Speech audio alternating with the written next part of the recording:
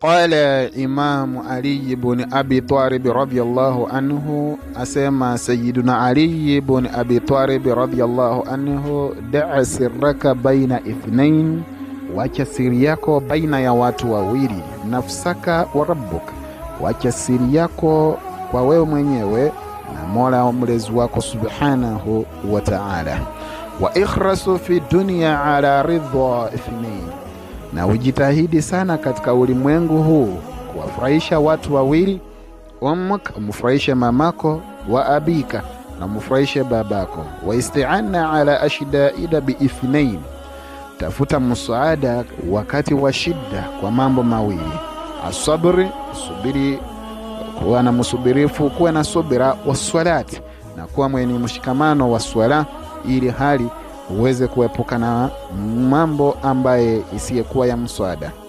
Wala takhafu min ithnain, musiogope vitu viwili, rizqu wal mauta liannahuma biyadi rahman, musiogope kipato chenyu wala riziki yenu wala umauti wenu wala kifo kenyu, ala itakuwa muda wa Mwenyezi Mungu mwingi wa rehema, maana ipo mkononi mwake mwenyewe.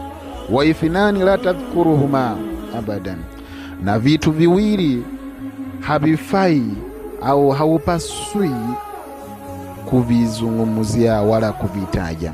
Ihsana kalinas, wema wako kwa watu, wa isaata al-akharin ilaika, na pia unyanyasaji wa wengi kwako haufai kutajwa. Wa ithnan la tansahuma abadan, na vitu viwili musisahau kamwe, Allahu wa daral akhirah, musisahau Mola subhanahu wa ta'ala, na pia musisahau akhirah, maana huko ndipo marejeo yetu. Mambo haya